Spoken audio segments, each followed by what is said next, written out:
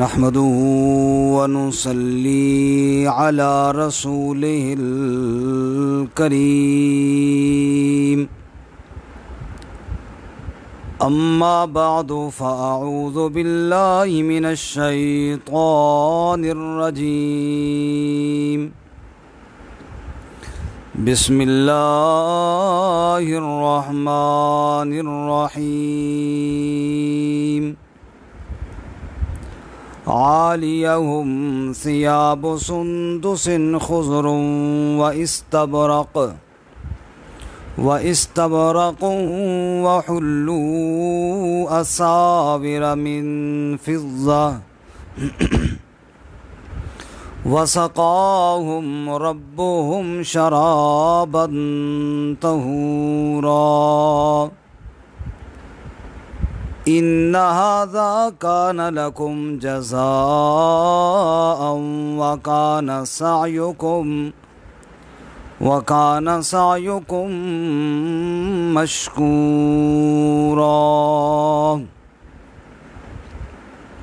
عاليهم ثياب سندس، ان کے اوپر لباس ہوں گے باریک ریشم کے، خضرن جو سبز ہوگا، واستبرق اور موٹے ریشم کے، وحلوا اساور من فضہ اور وہ کنگن پہنائے جائیں گے چاندی کے، وسقاہم ربہم شرابا طہورا اور پلائے گا ان کو ان کا رب پاکیزہ شراب۔ ان ھذا کان لکم جزاء، یہ تمہارے لیے بدلہ ہے، وکان سعیکم مشکورا اور تمہاری کوشش کی قدر کی گئی ہے۔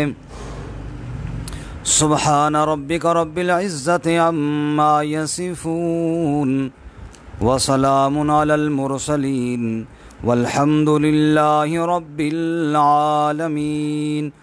اللہم صل علی سیدنا و مولانا محمد وعلی آل سیدنا و مولانا محمد وعلی آلہ و اصحابہ اجمعین۔ معزز سامعین و ناظرین، السلام علیکم ورحمۃ اللہ وبرکاتہ۔ سورۃ الدہر کا 8واں درس آپ کی خدمت میں حاضر ہے۔ اہل جنت کا تذکرہ ہم پڑھ رہے تھے۔ گزشتہ درس میں اہل جنت کے خدام جو شراب کے پیالے لے کر اہل جنت کی خدمت کے لیے ہر وقت تیار ہوں گے، بلکہ پھر رہے ہوں گے، چکر لگا رہے ہوں گے، ان کا تذکرہ ہم نے سنا۔ آج اہل جنت کے لباس کا تذکرہ فرماتے ہیں، عالیہم ثیاب سندس خضر و استبرق۔ چونکہ لباس اللہ رب العزت کی بہت بڑی نعمت ہے۔ انسان دنیا میں آتا ہے نا تو اسے پہلے اللہ تعالیٰ کی لباس والی نعمت ملتی ہے۔ چونکہ دنیا میں آتا ہے تو بے لباس آتا ہے، کسی انسان کے بدن پہ لباس نہیں ہوتا۔ پھر اس کے بعد اللہ رب العزت نے لباس والی نعمت کو آسان فرمایا۔ کوئی امیر ہے یا غریب، اتنا اللہ تعالیٰ نے اس کو وسعت دی ہے کہ وہ اپنے بدن کو چھپانے کے لیے، ڈھانپنے کے لیے کپڑا خرید سکتا ہے۔ انسان مختلف قسم کے پھر لباس پہنتا ہے، جوں جوں بڑا ہوتا ہے اس کے شوق بڑھتے جاتے ہیں، بعض لوگ کھلے لباس پہنتے ہیں، بعض تنگ لباس پہنتے ہیں، بعض جو آ جائے وہ پہن لیتے ہیں، بعض شریعت کے خلاف پہنتے ہیں۔ ریشم کا لباس مرد کے لیے حرام ہے، وہ بھی پہن لیتے ہیں۔ اسی طرح بعض عورتیں ایسے لباس پہنتی ہیں کہ جن کی وجہ سے ان کی پردہ پوشی اور ستر کا اہتمام نہیں ہوتا، لیکن وہ بھی پہن لیتی ہیں، کیونکہ اللہ تعالیٰ نے دنیا میں آزمائش کے لیے اختیار دیا ہے۔ اب وہ انسان اپنی مرضی کے لباس پہنتے پہنتے زندگی گزار دیتا ہے، حتیٰ کہ ایک وقت آتا ہے کہ جب دنیا کی زندگی کی شام ہوتی ہے اور اس دنیا سے کوچ کرنے کا وقت آتا ہے،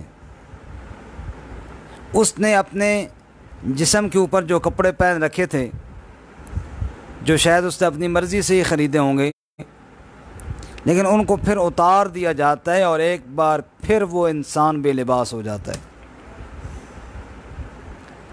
کل جو دنیا میں بے لباس آیا تھا،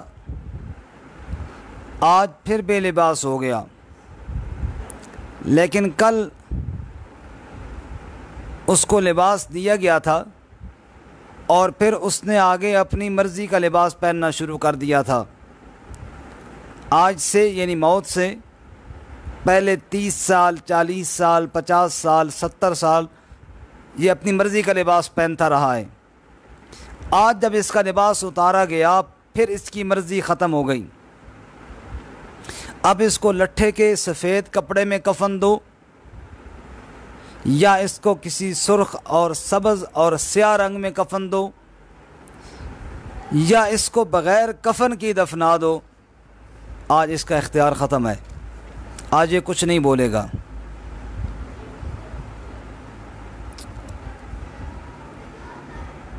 اور بعض لوگ ایسے ہیں کہ لاکھوں نہیں کروڑوں کے مالک، لیکن کفن اپنی کمائی کا نصیب نہیں ہوتا۔ کہتے ہیں کوئی علاقے کے سردار جی تھے، وہ صبح سویرے واک کے لیے نکلے، سیر کے لیے نکلے، نہر کے کنارے ٹہلتے ٹہلتے جا رہے تھے کہ اچانک پاؤں پھسلا اور نہر کے اندر گر گئے۔ وہ نہر یا دریا جو بھی تھا، اس کا پانی ان کو بہا کر کہیں آگے لے گیا، اور وہاں جب دوسرے علاقے میں گئے، اپنے علاقے سے کافی دور، تو روزانہ روٹین وائز وہ سیر کر کے آتے تھے، اپنے دوستوں کے ساتھ گپ شپ کرتے، گھر دوپہر کو واپس جاتے تھے۔ تو دوپہر تک تو گھر والوں کو احساس ہی نہ ہوا کہ وہ ہیں بھی صحیح یا نہیں ہیں، آ جائیں گے۔ دوپہر کا ٹائم ہوا تو نہ آئے، ہلکا پھلکا خیال پیدا ہوا کہ یار دیکھیں کہاں ہیں۔ جہاں وہ گپ شپ لگاتے تھے وہاں گئے، دوسری جگہ گئے، تیسری جگہ گئے، تو زور کے ٹائم تک انہیں احساس ہوا کہ سردار جی تو یہاں موجود نہیں ہیں، ان کو تلاش کرنا چاہیے۔ لوگوں کی ٹیمیں روانہ ہوئیں، کوئی ادھر گیا، کوئی ادھر گیا۔ وہ لاش آگے جا کر کسی ایسے گاؤں میں نکالی گئی جو ان کو نہیں جانتے تھے، حالانکہ علاقے کے بڑے رئیس تھے۔ وہاں انہوں نے دیکھا کوئی لاوارسی لاش ہے، انہوں نے وہاں اس کو باہر نکالا، تو منادی ہوئی، اعلان ہوا، شام کا ٹائم ہونے والا تھا کہ لاش پتہ نہیں کب سے نہر میں گری ہوئی ہے، ایسا نہ ہو خراب نہ ہو جائے، تو جلدی اس کو غسل دے کے دفن کر دیتے ہیں، اگر کوئی وارث آئے تو ان کو دے دیں گے۔ چنانچہ انہوں نے اس کو غسل دیا۔ کفن کی باری آئی تو گاؤں کے ہر فرد نے چاہا کہ یار یہ کسی غریب کی لاوارسی لاش ہے تو میں بھی اپنا حصہ ملاؤں، تو سب نے کہا بھئی پیسے جمع کر کے چندے کا کفن لیتے ہیں تاکہ سب کا حصہ مل جائے۔ سب نے اس میں سے پیسے اپنا اپنا حصہ ملایا، پیسے جمع کیے اور کفن خریدا چندے کا، اور کروڑ پتی آدمی جو کئی مربع زمین کا مالک تھا، اس کا کفن چندوں کے پیسوں سے تیار کیا گیا۔ آج کا لباس انسان کی مرضی کا نہیں، وہ بتانے سے عاجز ہے کہ میں تو لاکھوں نہیں کروڑوں کا مالک ہوں، میرے لیے کیوں چندہ کیا جا رہا ہے۔ آج وہ بے بس پڑا ہے، مجبور پڑا ہے۔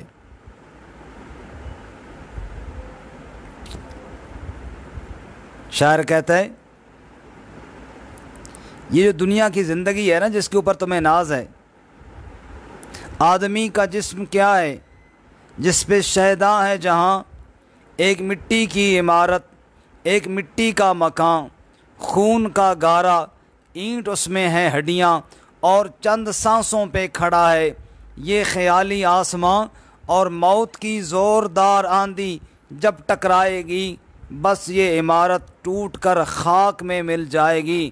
بڑے بڑوں کا غرور خاک میں ملتا ہم نے دیکھا، آج کفن کا کپڑا بھی اپنی کمائی کا نصیب نہ ہوا۔ اس کے بعد قبر اور برزخ کی زندگی ہے۔ پھر ایک دن آئے گا روز محشر، جب سور پھونکا جائے گا اور سب محشر کے میدان میں جائیں گے، اس دن پھر بے لباس ہوگا۔ یحشر الناس یوم القیامت حفاۃ عراۃ غرلا۔ اللہ کے محبوب صلی اللہ علیہ وسلم نے ارشاد فرمایا، کسی کے سر پہ پگڑی ٹوپی نہیں ہوگی، پاؤں میں جوتا نہیں ہوگا، بدن کے اوپر لباس نہیں ہوگا۔ کما خلقناکم اول مرۃ نعید، جیسے دنیا میں پیدا ہوا تھا تو آیا تھا نا بغیر لباس کے، یوں ہی پھر محشر کے میدان میں ہوگا۔ اب پھر لباس کی ضرورت ہے اس کو۔ اب وہاں دو قسم کے لباس پہنائے جائیں گے، ایک کافروں کو آگ کا لباس، فالذین کفروا قطعت لهم ثیاب من نار، ان کو آگ کا لباس، آگ کی ٹوپی، آگ کی قمیص، آگ کی شلوار، آگ کے دستانے، آگ کے موزے، یہ ان کو پہنائے جائیں گے۔ اور دوسرے وہ خوش نصیب ہوں گے جن کو ریشم کے لباس پہنائے جائیں گے، جن کا یہاں پر ذکر ہے۔ اللہ ہمیں بھی نصیب فرمائے، جنہوں نے دنیا میں اللہ کے احکامات کو مانا اور جس لباس کو اللہ نے منع کیا تھا اس سے روکے۔ صحابی رسول آپ کے پاس سامنے بیٹھے تھے تو انگوٹھی میں انگلی میں انگوٹھی پہنی تھی سونے کی۔ اب سونا تو مرد کے لیے جائز نہیں، آپ صلی اللہ علیہ وسلم نے اس کو اتارا اور پھینک دیا اور فرمایا، یہ تو نے آگ کا انگارہ کیا پہن رکھا ہے۔ آپ وہاں سے تشریف لے گئے، باقی ساتھیوں نے کہا اس کو اٹھا لو، پہننا منع ہے نا، بیچنا تو نہیں منع، اس کو بیچ دینا اور بیچ کر کے پیسے اس کے جائز ہیں وہ استعمال میں لانا، گھر کی عورتوں کو دے دینا۔ لیکن جنہوں نے ایمان اللہ کے رسول صلی اللہ علیہ وسلم سے سیکھا تھا، فرمانے لگے جس انگوٹھی کو اللہ کے نبی نے پھینکا ہے میں اب اس کو ہاتھ نہیں لگاؤں گا، نہیں اٹھائی جی۔ ایسے لوگوں کو جو لباس پہنایا جائے گا، فرماتے ہیں عالیہم ثیاب سندس خضر و استبرق۔ اللہ فرماتے ہیں میرے ان بندوں کو پتلے بھی اور موٹے سبز رنگ کے ریشم پہنائے جائیں گے۔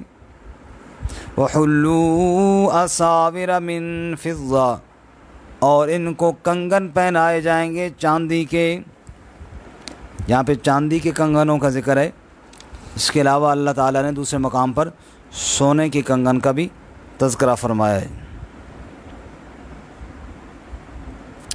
سورۃ الکاف میں ہے 15ویں پارے میں، ان الذین آمنوا وعملوا الصالحات انا لا نضیع اجر من احسن عملا۔ بے شک جو ایمان لائے اور نیک اعمال کیے ہم ان کے اجر کو ضائع نہیں فرمائیں گے۔ اولئک لہم جنات عدن تجری من تحتہم الانہار، ان کو ایسے باغات میں جگہ دی جائے گی جن کے نیچے نہریں بہتی ہوں گی۔ یحلون فیہا من اساور من ذہب، ان کو وہاں پر کنگن پہنائے جائیں گے سونے کے۔ وَيَلْبَسُونَ ثِيَابًا خُضْرًا مِّن سُنْدُسٍ وَإِسْتَبْرَقٍ، اور وہاں پر ان کو موٹے اور باریک ریشم کے لباس پہنائے جائیں گے۔ متکئین فیہا علی الارائک، تختوں کے اوپر تکیہ لگا کر بیٹھ رہے ہوں گے۔ نعم الثواب وحسنت مرتفقا، بڑا اچھا بدلہ ہے، اور اللہ کریم نے اس کس قدر عمدہ آرام گاہ ان کے لیے تیار کر رکھی ہے۔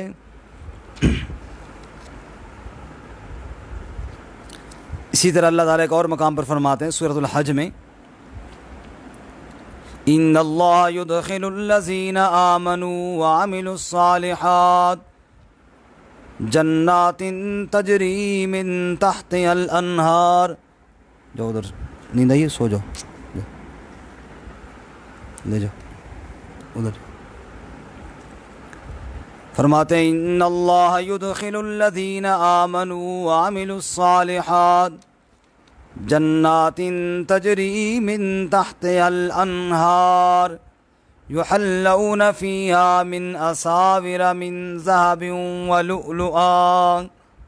اللہ فرماتے ہیں سونے اور موتیوں کے کنگن پہنائے جائیں گے، وَلِبَاسُهُمْ فِيهَا حَرِيرٌ، اور ریشم کے لباس ان کو پہنائے جائیں گے۔